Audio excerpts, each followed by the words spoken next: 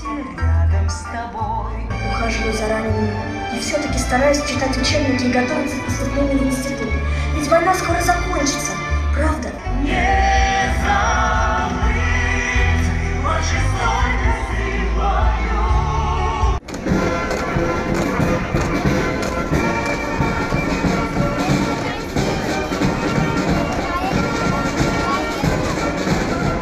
Парадный расчет Казанского Суворовского военного училища.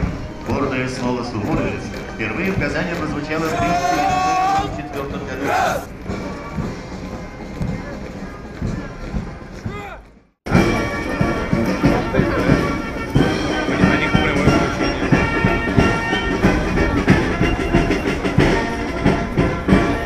Красная армия в результате сокрушительного штурма Берлина поставила победную точку в войне с гитлеровской Германией.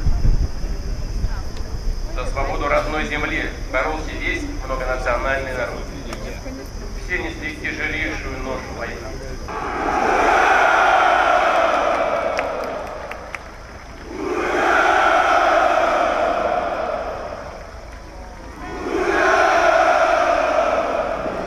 Сердечно поздравляю вас со славным юбилеем Великой Победы. 70 лет назад закончилась кровопролитная война за свободу нашей Родины и всего человечества от нацистского рабства. 9 мая 1945 года навсегда стало символом величия нашей страны, символом мужества и стойкости его многонационального народа. Высшего военного командного училища.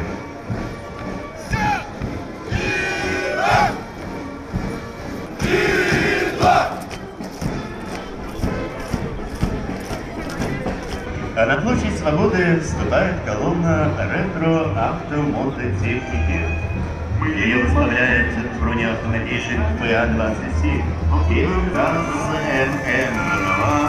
На площадь въезжают два отечественных военных джипа времен Великой Отечественной войны ГАЗ-67. На этих машинах ездило руководство Советского Союза. Его сопровождают два автомобиля ГАЗ-12ЗИН, Москвич-403 и Москвич-407. Парад ретро-мототехники завершает стройная колонна автомобилей ГАЗ-21 «Волга».